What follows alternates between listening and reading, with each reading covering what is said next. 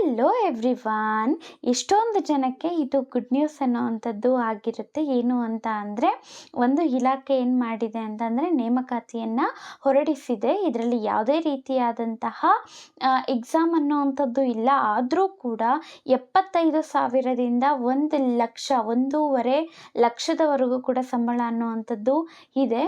ಹಾಗಾದರೆ ಯಾವ ಇಲಾಖೆ ಅದು, ಎಷ್ಟು ಪೋಸ್ಟ್ಗಳಿದ್ದಾವೆ, ಏನೇನೆಲ್ಲ ಅರ್ಹತೆ ಇರಬೇಕು, ಏನು ಓದಿರಬೇಕು ಮತ್ತು ಯಾವ ಥರ ಅಪ್ಲೈ ಮಾಡೋದು, ಪ್ರತಿಯೊಂದನ್ನು ಕೂಡ ಈ ಒಂದು ವಿಡಿಯೋದೊಳಗಡೆ ನಾನು ಹೇಳ್ತೀನಿ.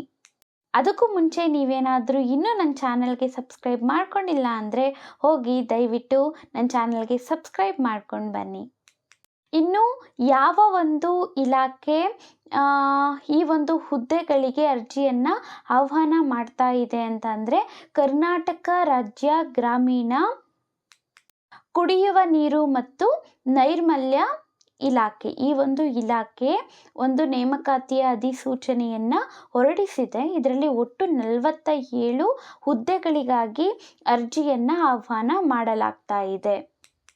47 ಪೋಸ್ಟ್ಗಳು ಯಾವ್ಯಾವ ಥರ ಇದ್ದಾವೆ ಅಂತ ಅಂದರೆ, ಸಂಗ್ರಹಣೆ ಸಲಹೆಗಾರ, ಪರಿಸರ ಸಲಹೆಗಾರ, ಸಾಮಾಜಿಕ ಅಭಿವೃದ್ಧಿ ಸಲಹೆಗಾರ, ಕಾನೂನು ಸಲಹೆಗಾರರು, ಮಾನಿಟರಿಂಗ್ ಮತ್ತು ಮೌಲ್ಯಮಾಪನ ಸಲಹೆಗಾರ, ಈ ಥರ ಸೇರಿದಂತೆ ಹಲವು ಹುದ್ದೆಗಳಿಗೆ ಅರ್ಜಿಯನ್ನು ಆಹ್ವಾನ ಮಾಡಲಾಗ್ತಾ ಇದೆ.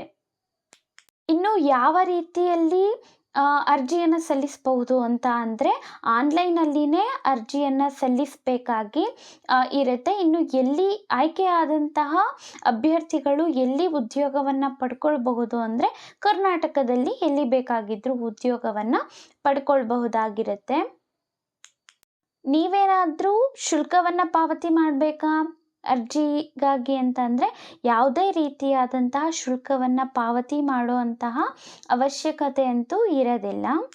ಹಾಗಾದರೆ ಯಾವ ರೀತಿಯಾಗಿ ನಿಮ್ಮನ್ನು ಆಯ್ಕೆ ಮಾಡ್ತಾರೆ ಅಂದರೆ, ಅಭ್ಯರ್ಥಿಗಳನ್ನು ಆಯ್ಕೆ ಮಾಡ್ತಾರೆ ಅಂತ ಅಂದರೆ, ಒಂದು ಸಂದರ್ಶನ ಇರುತ್ತೆ, ಇಂಟರ್ವ್ಯೂ ಇರುತ್ತೆ.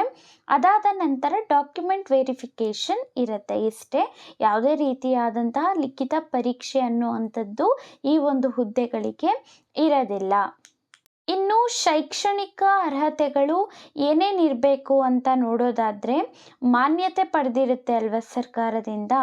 ಸರ್ಕಾರದಿಂದ ಮಾನ್ಯತೆ ಪಡೆದಂತಹ ಸಂಸ್ಥೆ ಅಥವಾ ವಿಶ್ವವಿದ್ಯಾಲಯದಿಂದ BE ಆಗಿರಬಹುದು, BCA ಆಗಿರಬಹುದು, BTech, MTech, MCA, MA, MCom, MBA ಈ ಥರ ಸ್ನಾತಕೋತ್ತರ ಪದವಿಗಳನ್ನು ಹೊಂದಿರಬೇಕಾಗಿ ಇರುತ್ತೆ. ಇನ್ನು ವಯಸ್ಸಿನ ಮಿತಿ ಇದೆಯಾ ಅಂತಂದರೆ, ವಯಸ್ಸಿನ ಮಿತಿ ಕೂಡ ಇದೆ.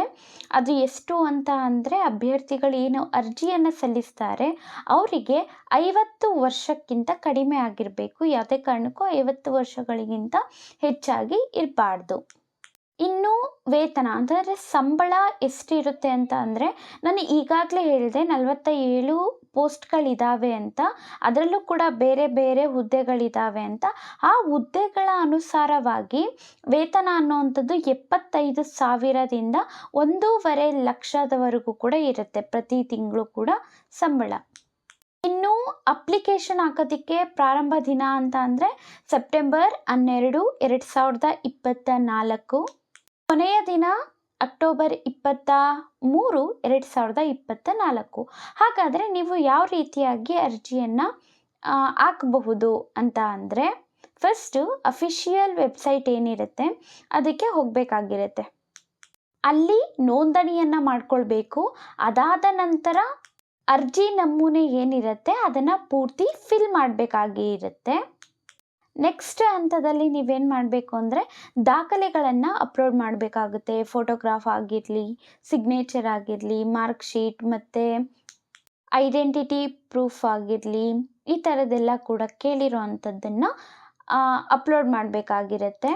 ಈ ಯಾವುದೇ ರೀತಿಯಾದಂತಹ ಅರ್ಜಿ ಶುಲ್ಕ ಇರೋದಿಲ್ಲ. ಹಾಗಾಗಿ ಅರ್ಜಿ ಶುಲ್ಕವನ್ನು ಪಾವತಿ ಮಾಡೋ ಅವಶ್ಯಕತೆ ಕೂಡ ಇಲ್ಲ.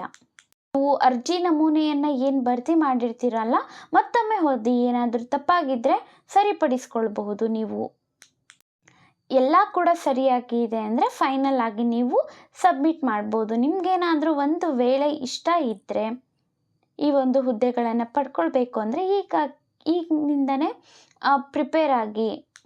ಇನ್ನೂ ಹೆಚ್ಚಿನ ಮಾಹಿತಿಗಳು ಬೇಕು ಅಂತ ಅಂದರೆ ಅಫಿಷಿಯಲ್ ವೆಬ್ಸೈಟ್ ಇರುತ್ತೆ ಅಲ್ವಾ, ಅಲ್ಲಿಗೆ ಹೋಗ್ಬಿಟ್ಟು ಯಾವಾಗಲೂ ಕೂಡ ಚೆಕ್ ಮಾಡಬಹುದು ನೀವು.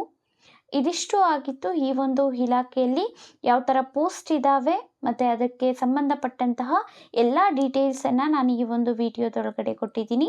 ಇದೇ ಥರ ತುಂಬಾ ಜಾಬ್ ಆಪರ್ಚುನಿಟೀಸ್ ಬಗ್ಗೆ, ನೋಟಿಫಿಕೇಷನ್ಸ್ ಬಗ್ಗೆ ನನ್ನ ಒಂದು ಚಾನಲಲ್ಲಿ ನಾನು ಈಗಾಗಲೇ ತುಂಬಾ ವೀಡಿಯೋಸನ್ನು ಮಾಡಿದ್ದೀನಿ. ಪ್ಲೇಲಿಸ್ಟಲ್ಲೂ ಕೂಡ ಕೊಟ್ಟಿದ್ದೀನಿ, ಹೋಗಿ ನೀವು ನೋಡಬಹುದು.